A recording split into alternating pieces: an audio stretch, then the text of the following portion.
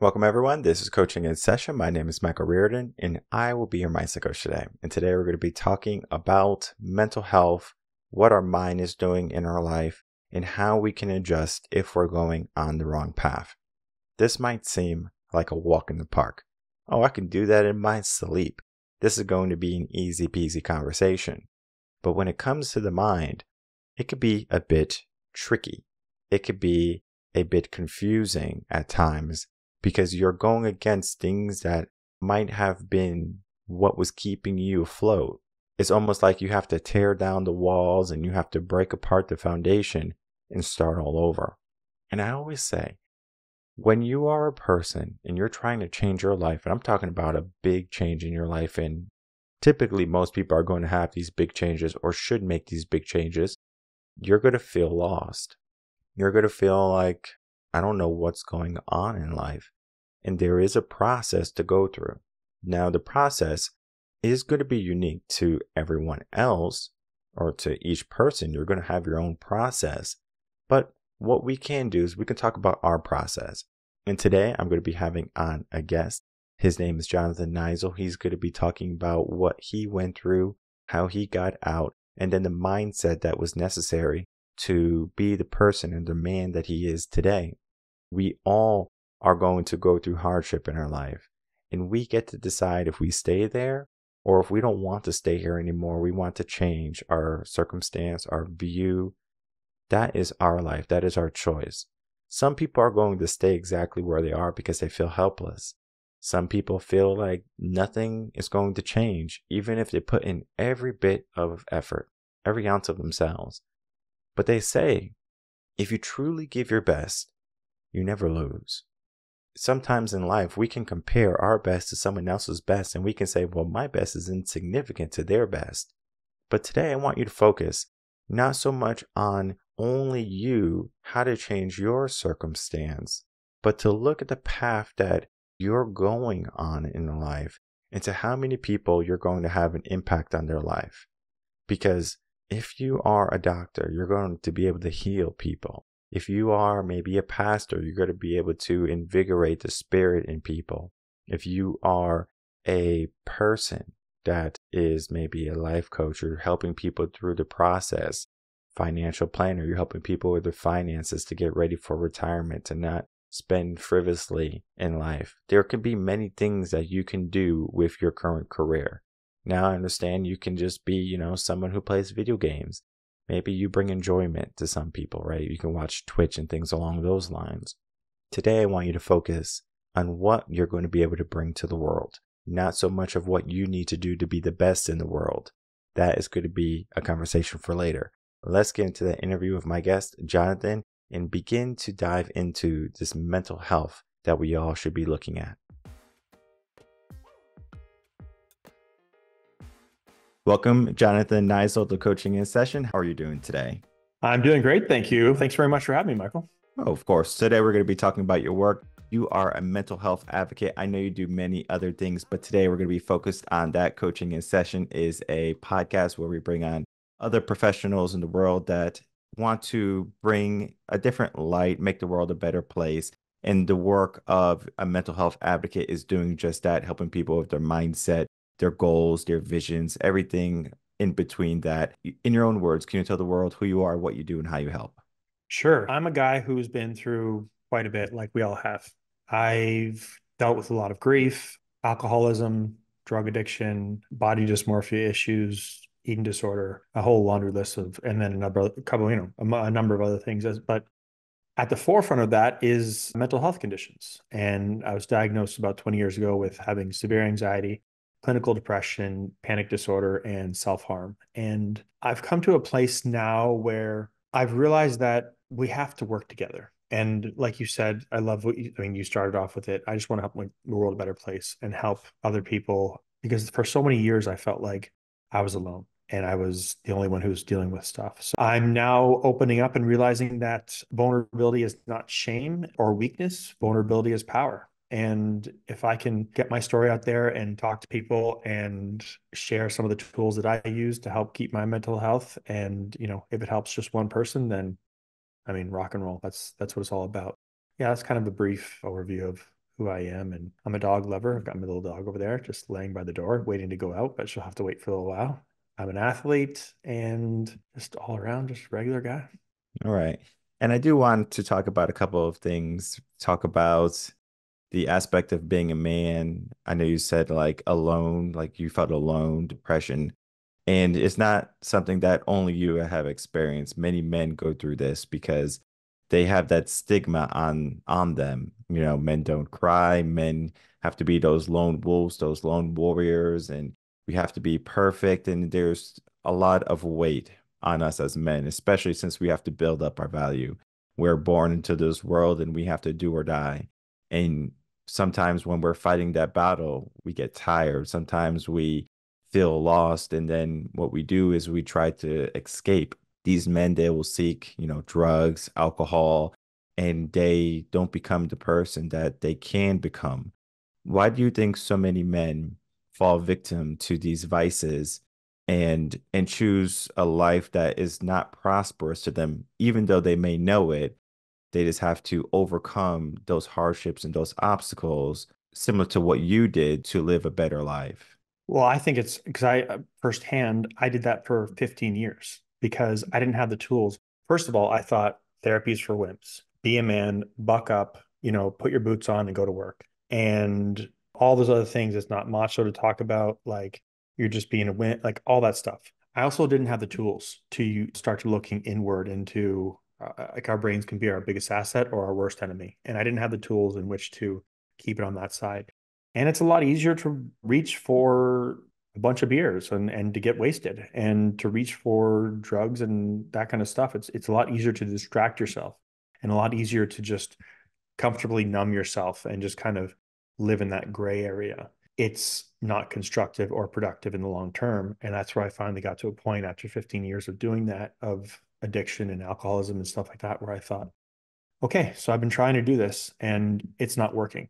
I need to do something vastly different. Either I graduate to hard drugs, just my life will be over as I know it, or I do something different and it's time to go talk to somebody. And it's time to unpack the boxes of compartmentalized trauma that I had always just kind of put away and focused on whatever my addiction was. But it's like you said, I mean, especially generationally, like with my father, he's a baby boomer and he's very supportive, but he can't relate. He can sympathize with and support, but he can't relate to because he was raised by a generation where it's put your boots on and go. Like you're the provider, you get out there, and that's what it is. So it's kind of been passed down, very much so, like I said, those older generations. And it's a lot of like what's in us, like from caveman times. I mean, it's like it's in our DNA where it's like just put up or shut up. Like it's just go out there and do what you're supposed to do. But like I said before, vulnerability really is power. And when you start like understanding and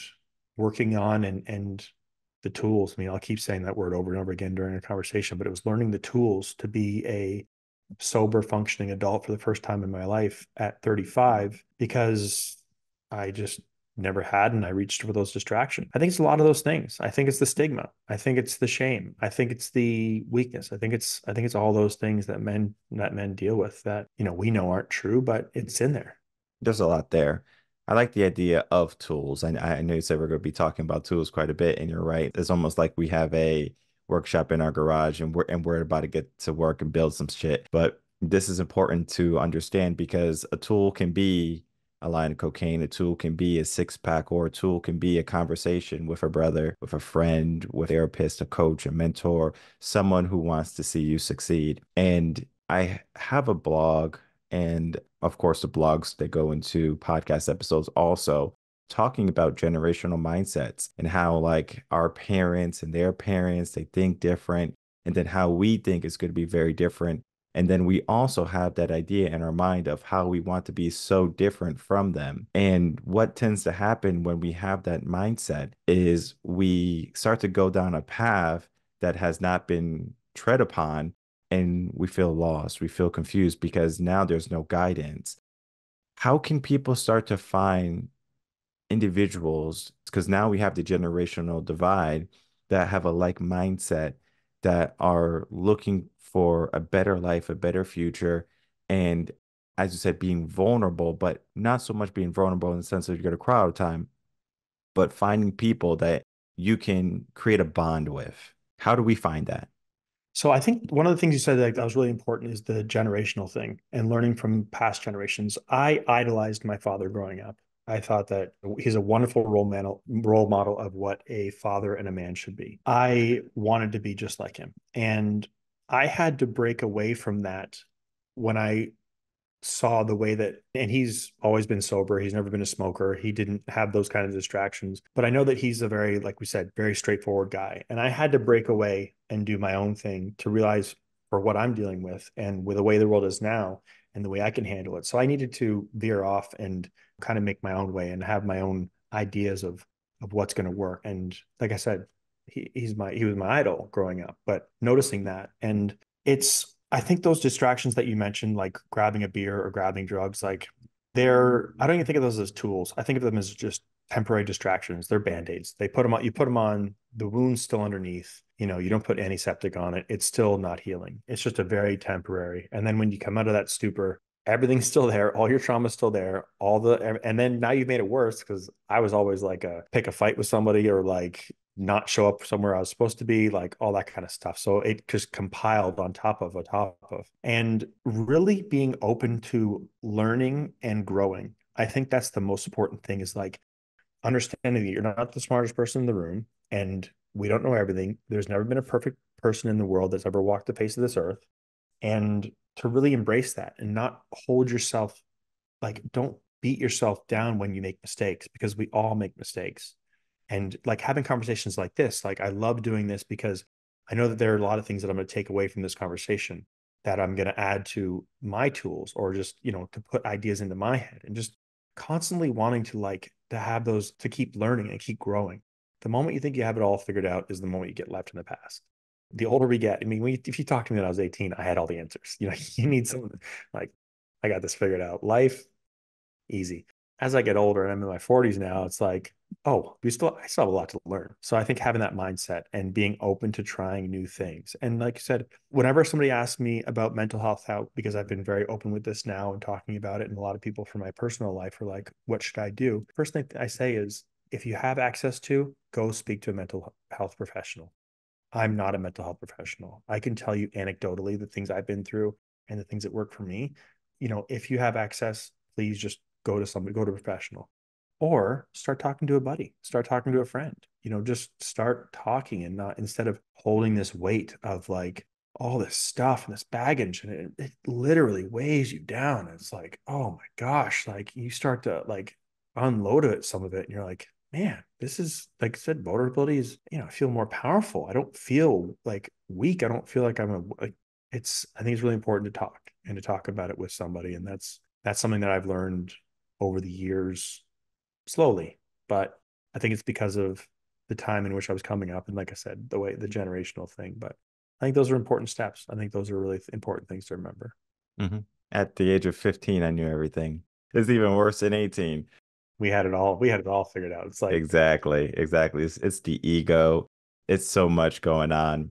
And typically, how a young child grows up is, especially men, is they admire their father, they admonish their father, and then they understand their father.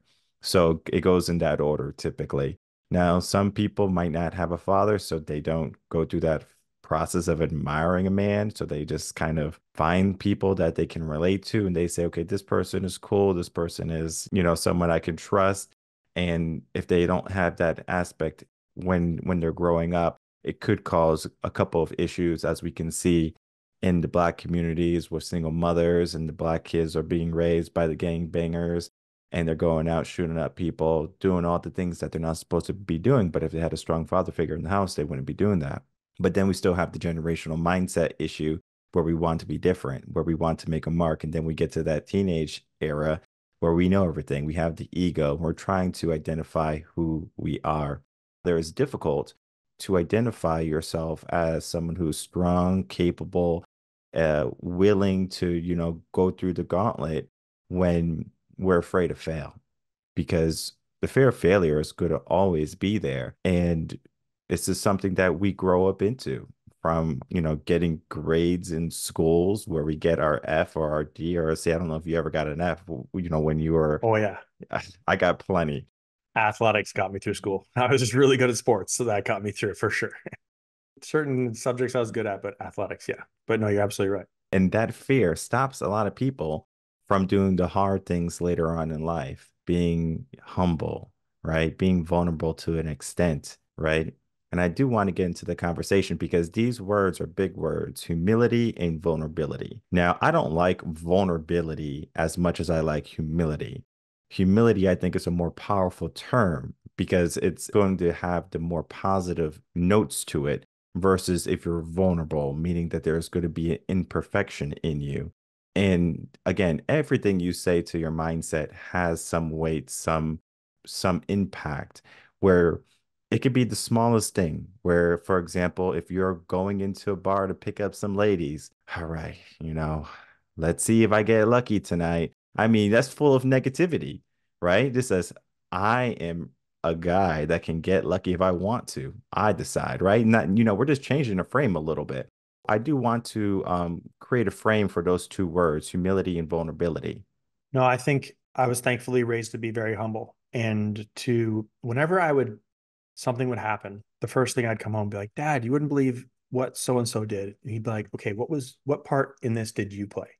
Look inward before you start pointing the finger. And I learned that, and I learned that from seeing that in him as well, and my mom, and just our family in general, our family structure. And yeah, realizing that, like you said, we are all going to make mistakes. I had resigned to the fact that in my early 30s, okay, I'm going to be a drug addict the rest of my life.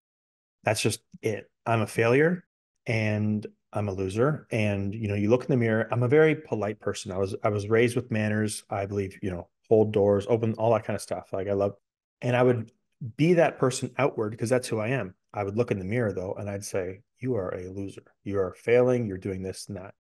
So I got to a point where I started to forgive myself and understand better what I'd been through. And, like you said, that understanding that it's not so much failure as it is making mistakes. And I look back at, like, the 15 years I spent in that mindset. And I finally, just within the last 12 months, and that's why I've started talking about it on podcasts and being able to like talk about it publicly, I've learned how to forgive myself. First of all, I can forgive myself for going down the wrong path with drugs and alcohol and all the things that I decided that were helping me numb the pain, the problem, but not fixing the problem. Okay. Was it the best choice? No. But was I trying? Yeah. I was trying my best with what I had at the time. I didn't have the tool. I didn't know. So I was trying. So I can forgive myself. I can't get the time back. I can't get the money back. I wish I could get the money back, but I can't. And then I can also forgive myself for things that have happened that have been out of my control because that's a part of life. With that true, like genuine forgiveness of, yeah, nobody's ever been perfect. Nobody ever will be perfect. And we can learn and keep growing. And the old adage of you can't teach a dog new tricks. I mean, like, yeah, of course you can. We're a couple old dogs and we're learning every day. Like, you absolutely can. So once you like, I love how you said that. Like you start thinking, first of all, with humility, and then understanding that, hey man, we all make mistakes, and just because you made a mistake doesn't mean that that's the end and that's who you are and that's who you're going to be like forever. I think it's an important thing to do, but it takes a lot of time. And it's just like with my drinking. People are like, hey, maybe you should slow down with drinking. I was like, maybe you should go fly a kite. I was like, I can stop whenever I want to. And I obviously couldn't. And they were right. But I had to come to that determination by myself after getting a really bad case of a severe pancreatitis. But I think that humility is a very important thing. And the thing I love about having been an international model for the last 15 years and traveling around the world, it taught me a lot about like, so I lived in Cape Town, South Africa, and London, England, and New York and Miami. And every time I got off of a plane, there were just tens of millions of people trying to live their lives. And it really put into perspective how small a part of this whole thing that I am.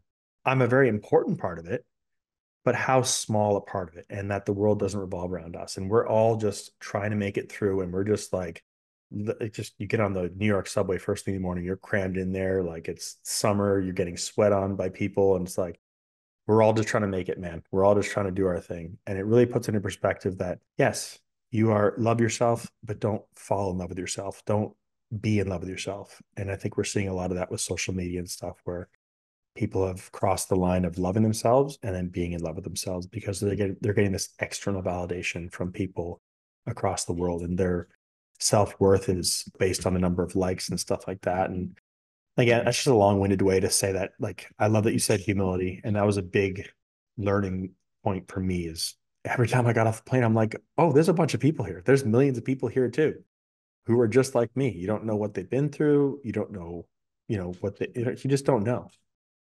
Be humble, show humility, and lead with grace, understanding that, we don't know what people are going through. Yeah, I think that's a fantastic thing you said. Basically, we are one drop in the ocean and Dude, just a grain of sand. Yeah, we're a just, grain of sand on the beach. yeah, we really are. And people, when they start to focus on their world so much, they get out of the moment. And they're worried about every other thing. They're worried about maybe the latest and the greatest trends, the materialism, right? Or the notoriety, the fame, like or the glam and the glory. All of that is appeasing because we think happiness is going to be there. And sure enough, happiness was always within our reach, but many people they put happiness at a location that's not next to them. And it's so crazy how we get into this mindset of I'm going to suffer now and be happy later, or I'm not going to do the things that are beneficial for me because I would rather just maybe do the band-aid stuff, do the easy stuff first. We have to do the hard stuff and we have to pay attention. Yeah. And most people they just don't like paying attention. They don't like to take accountability. They don't like to look at what they have done. Think of it as if someone did something wrong and you confronted the person, does the person admit to their wrongdoings? And most people today do not. Most people say, oh, this is the reason why I'm late. It was traffic, it was this and that. I mean, I take extreme ownership. If I'm late to something, I was gonna say, I guess I didn't leave early enough.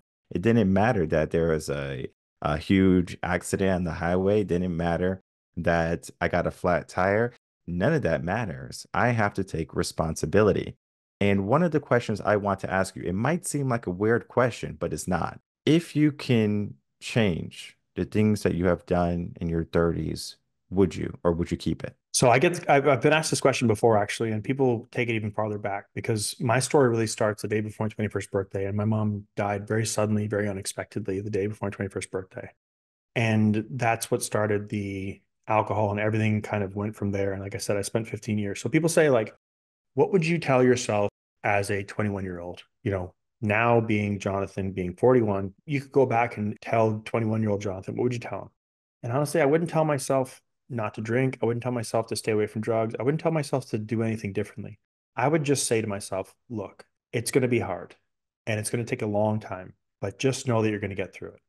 Because there's so many times where I didn't think I was going to get through it. I'm like, I can't do this anymore. I can't do it. But that persistence and that fortitude, and I needed to go through the things that I needed to be the person I am today and learn those lessons. And I'm very proud of the person that I am today. I wouldn't change anything. I wouldn't say, like, don't do this and watch out for that person and stuff like that. I would do everything the same way. Like, I would absolutely, but I would just tell myself, you're going to get through it. And like you said, taking ownership. I love when I'm wrong because it means I learned something new that day. I love, like, the feeling of saying to somebody, oh, I'm sorry, I did not see things from your perspective. Like, thank you for helping me understand from your perspective. And now I've learned something, or whatever it is. It means I've learned something new today. And I think I love that discourse and that communication between people. I've dated some people who yelled, and I'm like, who are you yelling at? Like, my parents don't yell at me. You're not going to yell at me. If you want to have a mature adult conversation, we can do that. But if you're going to yell, like, I wish you the best, this isn't going to work out. I think accepting when you're wrong and owning up to it. And it's so easy with society, it's so easy to think that the world revolves around us. I mean, we call our bank and they say, hey, Mr. Niziol, how are you today? And then you open up your phone and your iPhone is customized just for you. And then, you go to a restaurant, make it your way. And it's like, man, I am the center of the universe. Like, wow, this is really, but it's really important to pull back. And you can see how younger people, people in general can get really wrapped up in that. And when it comes to true happiness, like you said, people think that fame, glam, fortune, all that kind of stuff. My mom's from Trinidad, and I remember when I was 13, we went to Trinidad to visit my family there, and they're very poor. They were some of the happiest people I've ever met. When somebody in the village came upon something or did well, everybody got together and celebrated it. And they had nothing. Like it was just they were shacks, there were whatever. It was like, wow. And then my parents have done very well for themselves. So I've been around a lot of, wealthy people and stuff, and they're miserable. They're absolutely miserable. Like I think Jim Carrey once said, I wish everybody was given $1 million so you can see that it's not going to fix your problems and make everything perfect. Like it's within you today. And it's like you said, it's not tomorrow. It's not like a year from now. I just think that it's really important lesson. It was a very, very important lesson for me to learn, to see that and to see how that worked and really left a very big impression on me. When you started off, when you said, when you're 21 and everything had happened, it reminded me of the book 10 Things to Do When Your Life Falls Apart by Daphne Rose, I believe, is the author. Great book. So if anyone's going through a hard time in their life is basically falling apart, 100% recommend that book. It is going to encompass everything that we have spoken about today in just a neat little package. And it's going to be maybe the first step. And it's a powerful beginning. I always say the book that changed your life is not the book that changed your life. It's always the subsequent amount of books that you read up to it because you might not like school, for example. You don't like reading, you don't like writing, you don't like math. But then all of a sudden, maybe when you're in a sixth grade, you have a wonderful teacher and they just make you love a subject. Did you never like math or writing or reading? It took something to ignite that desire in you. And it's not only about subjects or about reading, it's about life. We pay attention in life. But sometimes we don't pay attention. It takes sometimes a hurdle, a trauma. People who are doing alcohol, drugs, and things like that, they might need a stroke or they might need a car accident. They need something to shake them awake. And it's the human condition where we wait until, something has gone too far and we can't do that anymore. Otherwise, we're not going to be living because if we know anything about the brain's job is to conserve energy and to keep us alive. And if you could think about if you mix those two together, they're not necessarily great for success. Yes, we need to be alive to be successful in a sense, but we are conserving energy doing what? What, sitting on the sofa, doing nothing, just standing still. And we might be doing things that are not beneficial to us, but they make us feel good. And they're not necessarily going against our brain quite yet because we're not dead yet. And we are getting to relax and we get to stay in comfort. So it's perfect for the brain. But the moment something bad happens, it could be a stroke, heart attack. You said something was happening with your pancreas or something like that. Acute pancreatitis, yeah. Yeah, that right there can be that jolt that says, uh-oh, I need to start to pay attention. And that attention is going to be all throughout life because the moment you stop paying attention at any point, whether you're a millionaire or you're dirt broke, happiness just seems to fade away. Fulfillment seems to go out the window. We can go to places in Africa, the poorest places in the world. We can see kids playing happy, but then we can also see the bad, right? We can see Of children starving, course. not really good living conditions. And we can begin to appreciate what we have. But a lot of us, we live in our bubble and we only see what's around us and we only see our problems. When we start to only focus, as we said, going full circle on us, we lose the bigger picture. And the bigger picture is that we are just a piece of the puzzle and we have to look at what is the image we're trying to put together. Some people, they can figure that out very easily, maybe through a passion, maybe through a genius that they have, and people can say, hey, you're really good at this. But most people, they go through life and they don't know what they want to do. They just kind of have no purpose. And my final question for you today is how would someone find purpose when they feel lost? That's a great question. I think everything happens for a reason. And whether it's good or bad, it's really important to pay attention to what's happening or what's happened. And if it's something bad, especially, feel your feelings, take your time to grieve or feel whatever it is that you feel. But what's the lesson that I'm going to take from this? What is it going to be like? It is going to be the lesson. And for me, yeah, when I was 25, I had a really bad case of acute pancreatitis, was in the hospital for a month and had to have 5 blood transfusions, almost died twice. And from that, I quit drinking, but I started to appreciate my body better and think, oh, wow, I need to take care of this thing. I'm 25 years old. I thought I was invincible, yet I just spent a month in the hospital. That ignited my passion for fitness because I almost lost it. I almost lost this wonderful machine that we have. And if we're lucky enough to be born healthy, and I know a lot of people deal with a lot of stuff, that ignited my passion for fitness. And that took my life in a very different direction. And then I think it's just very important to recognize and, like I said, pay attention to what lights that fire for you, what ignites that, what, like you said, what people say, like, hey, your kind of eyes light up when you talk about woodworking, like that's, you have a really great knack for that, or really great quality, like, those kinds of things. I think it's really important to, like, yeah, I know, but I got to go back to the factory and I got to work. And I understand that there's a part of that where you have to grind and whatever, but there's something there, like maybe there's something there. Maybe, and that's what I did with modeling. I started doing it on the side. I had a regular job and I started doing it on the side. Then I had the opportunity to start doing it full time. And I was like, okay, I'm gonna dive in both feet. Like I really want to do this. And like I said, I'm a big believer. One door closes, another door opens, and really the same way with people. Like people will show you who they are. Just you have to pay attention, and you will show yourself who you are, but you have to pay attention and you really have to embrace that. And again, I totally understand and respect the people who have to grind it out and they have to go to the factory and they have to put in their 50 hours a week and that stuff like that. I totally understand and respect that 100%.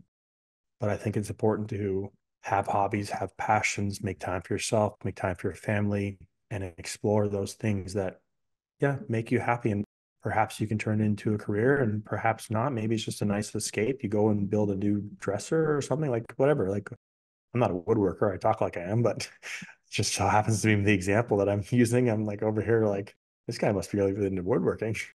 But I think it's really important to really pay attention. Honestly, I think it's important to really pay attention. And we get so blinders, just through the day to day. Like, okay, wake up, put my boots on, gotta go through that. Yeah, okay, next day. And I love the determination and the work ethic of that. But I also think pay attention to what makes you feel happy, and maybe not in a negative way, like doing heroin. I mean, that's a hobby, but probably not the healthiest hobby. Again, I think we really just need to be like more open to paying attention, and yeah, just being open to seeing the world and try new things and see what works. Where's the best place that people can reach out to you or find you to continue to follow your work and see what you're doing in life? So I love interacting with people. I love doing stuff like this and getting messages from people and learning from them and growing. I'm on Instagram. It's under Jonathan Niziol. Instagram, TikTok, and YouTube are all my name. My website is Jonathan Niziol Official, and so is my Facebook. And yeah, I love to connect with people. I love to, like I said, learn, grow, have conversations with people. I think we all need to come together and help one another. And like the way you started the show, what I always say is I just want to help make the world a better place in any way I can, helping others and doing whatever. So yeah, that's the best way to get a hold of me. Perfect. And I'll make it easy for everyone. All the links are going to be in the description box below. And I encourage everyone to reach out to him to continue to follow what he's doing in life, because this right here is going to be the testament that we can heal, that we can grow, and we can become a better person. Just because we have one moment in our life that's rocky, it doesn't mean that we can't have smooth sailing later in our life. So I want to thank you so much, Jonathan, for coming on, talking about your work, about your life, and just being that beacon that is going to light the way for so many people. Thank you so much for having me. And like I said, there's a lot I'm going to take from this conversation that you've said that is really it's going to give me something to think about, and it's going to be added to my arsenal and really help change the way that I see the world. So I really do appreciate it. Thanks, and keep up the good work. This is a wonderful thing you're doing. All right, everyone. I'd like to thank you so much for watching that interview with Jonathan Niziol and myself. As you can see, when we're looking at our mind, it can take us for some loops. we can be doing this, we can be doing that, we should be doing this, and we ignore good sound advice because what? Maybe we know it all. And in a sense, we do know it all. And I do want to share my experience too, because I believe it's only right to give people the idea of how people change. And I have talked about this on the podcast. This is nothing new, but I haven't talked about it for quite some time. I do want to explain this because my process, it hasn't necessarily been a smooth sailing type of process, right? People can look at my life and they can say, oh, Mike, you have it good. And, like there's no worries for you. But everyone has worries. Everyone has stress. Everyone has concerns. And it might not be in my life. It might be my family. My family's getting older. I'm here in Texas. My family is all over the world, not in Texas. So it's going to be difficult for me to see them frequently. And it's always interesting when you don't see someone for quite some time. They change. They walk a little bit slower. They, don't have as much life in their eyes like they used to because you remember them for when you said goodbye the last time. So if you saw them on Christmas, the vision that you have of them is when you saw them on Christmas. But then when you see them now, you start to see age kicking in. And it's very interesting because what happens in life is when we're young, we want to be older. We want to be able to drive. We want to be able to do the things that we want to do. And then eventually when we're teens, right? This is when we know it all. We forget that as we're growing up, growing older, our parents are growing older too. They're not going to be as lively as they used to, running around, jumping, catching us like when we were kids, chasing us. They're going to be different than what we have seen growing up. And it's okay, right? We grow, we change. But yet some people, they refuse to change. We have to do the hard work. And the story that I want to say is it's a quick one. Because when I was, a teenager, think of it 18, 19, 20, around there. I know 20 is not teens, but around that age, I knew it all, right? I still knew it all from me being 15 to now I'm a young adult. I still knew it all. Then when I was going into the real world, I was experimenting. What does it mean to be a man? What does it mean to be an adult? And I had to go through that process. And it's just so funny because you have friends, you have family, and sometimes they don't say anything because they understand the process of growing up. Sometimes we go down a path and it could be a very short stint, but then it can also be a very long stint. Fortunately for me, it was a very short stint. It was about 6 months of me acting full. And then after I said, this is not the life that I want. But how did I do that so quickly? Because I could have been there for 10, 15, 20 years, a lifetime maybe. I said, no, this is not what I want. The process is simple, but it's difficult. You have to tear down everything you have ever learned and known. Political affiliations, tear it down. Family structures, tear it down. Friends, tear it down. Tear everything down in your life. Start from nothing and build it back piece by piece. That's the process. It is not easy because during the process, you feel lost because the identity that you have created is now no longer there. You have nothing to fall back on. You have gotten rid of everything. Think of it as if you have a house right now, your house is really old. If you tear down your house with all your stuff in it, you don't take anything out of the house, right? You just bulldoze it down. You get some dynamite and you put it right in the center of the foundation. You dig a little bit down, right? And then boom, right? The house is gone. You start from nothing. When you start to build back, are you going to build it back the same way? Most likely not. It's not going to happen. You're not going to have the same things, the same furniture. You're going to change. In our life, we have to be able to readily change. And I'm not asking you to continually tear down your house and tear down your life because the process takes a very long time to repair. It could take months, it could take years. It took me years. I will say during that process, it can be expedited in the sense you get help. As Jonathan was saying, seek a mental health professional. You can get a coach. You can get a mentor. You can get someone that's going to help you along the way to plan to go through the ideas because we all have blind spots in our life. We need to have some direction.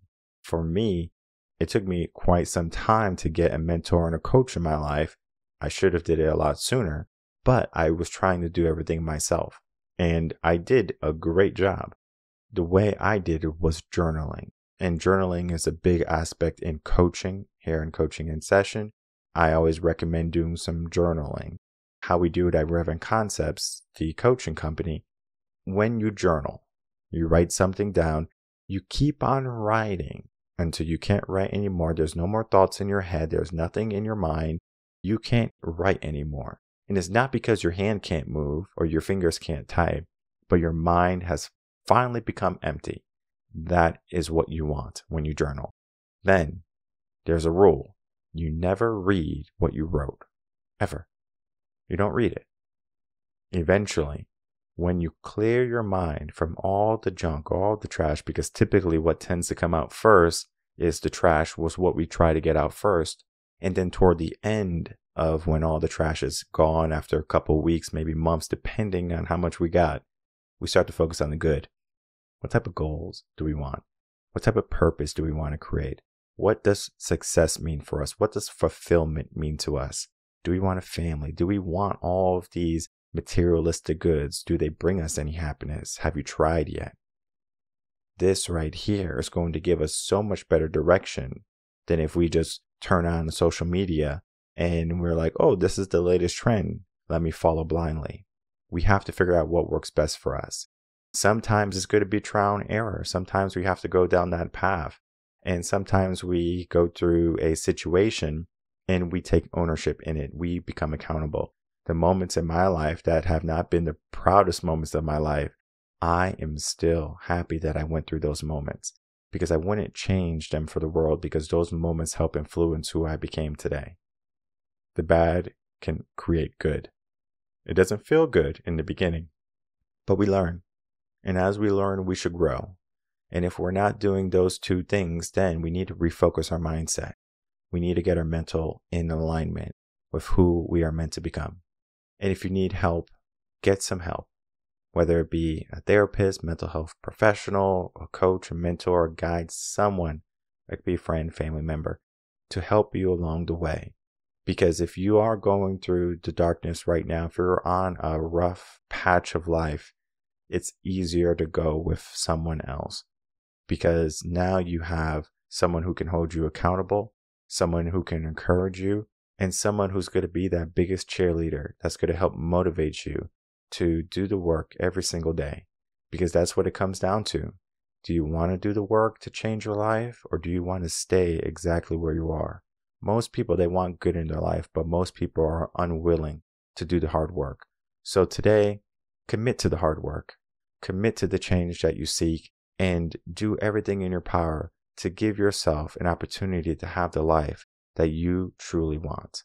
My name is Michael Rearden. I'm a mindset coach. If you have any questions, email me coachinginsession@gmail.com, and I'll see everyone on the next episode of Coaching in Session. Until then, everyone take care.